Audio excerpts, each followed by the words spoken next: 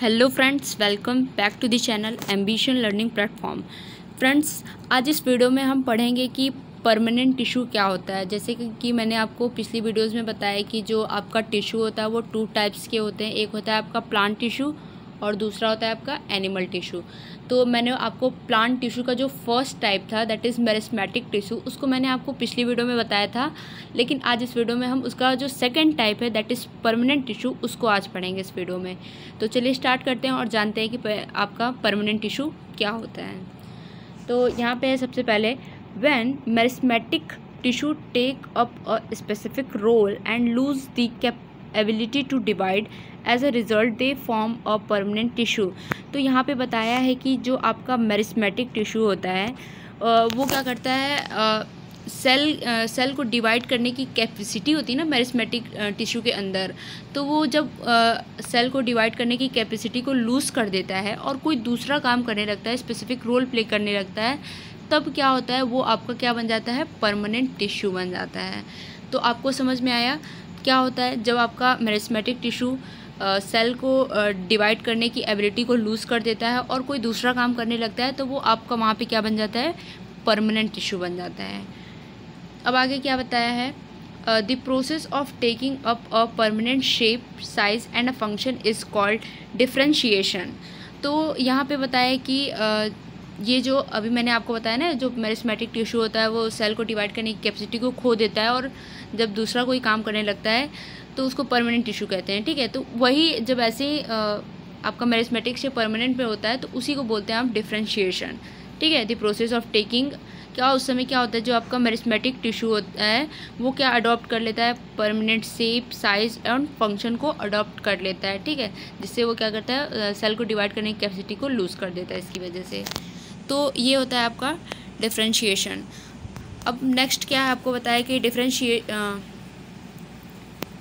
Differentiation leads to the development of various type of permanent tissue. तो ये जो आपका डिफ्रेंशिएशन है वो अलग अलग टाइप के परमानेंट टिश्यू को यहाँ पे दिखाएगा। ठीक है, तो आगे हम समझते हैं और जानते हैं इसके बारे में। तो अब यहाँ पे आपकी एक्टिविटी है, एक्टिविटी 6.2।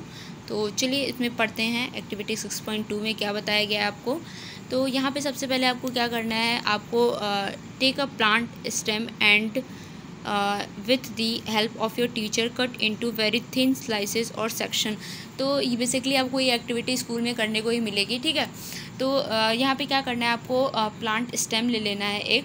ठीक है, उसके बाद नेक्स्ट पॉइंट में बोला है, now stand the slices with safranin solution. उसके बाद आपको क्या करना है कि आपको ये जो आपने स्टेम लिया उसके स्लाइसेस को ले लीजिए और उसमें क्या मिक्स कर दीजिए, आप सेफ्रेनिन सॉल्यूशन को मिक्स कर दीजिए। उसके बाद नेक्स्ट आपका पॉइंट क्या बोल रहा है, place one neatly cut section on a slide and put a drop of glycerine. ठीक है, तो यहाँ पे आपको क्या करना है कि आपको एक स्लाइड लेनी है और उसमें कुछ एक ड्रॉप आपको ग्लिसरीन को मिला देना है। ठीक है, ग्लिसरीन को आपको मिला देना है और उसके बाद नेक्स्ट क्या करना है, आपको नेक्स्ट पॉइंट बोला है आपको, कवर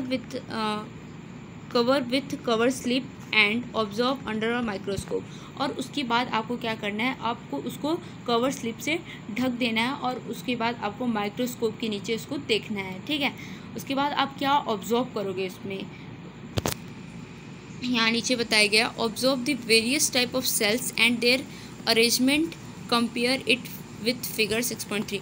तो जब आप उसमें ऑब्जर्व करोगे, ठीक है, जब आप उसमें देखोगे माइक्रोस्कोप से, तो आपको अलग अलग टाइप्स के सेल्स देखने को मिलेंगे। ठीक है, वेरियस टाइप ऑफ सेल्स आप देखोगे उसमें। ठीक है, जैसे कि स्केलेटन काइमा हो गया, कोलन काइमा हो गया और आपका एक होता है पेरेन काइमा।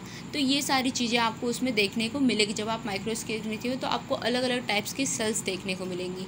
ठीक है, तो अब नेक्स्ट क्या है आपका, तो हमेशा की तरह यहाँ पे भी हमें एक्टिविटी करने के बाद यहाँ पे आपको कुछ क्वेश्चंस पूछे गए हैं, उनका आंसर देते हैं। ठीक है, तो यहाँ पे फर्स्ट क्वेश्चन है आपका, that is are all the cells similar in structure. तो यहाँ पूछ रहा है कि क्या जितने भी सेल्स होते हैं वो क्या उनका स्ट्रक्चर सेम होता है। तो इसका आंसर है no, no, all cells are not similar in structure and function.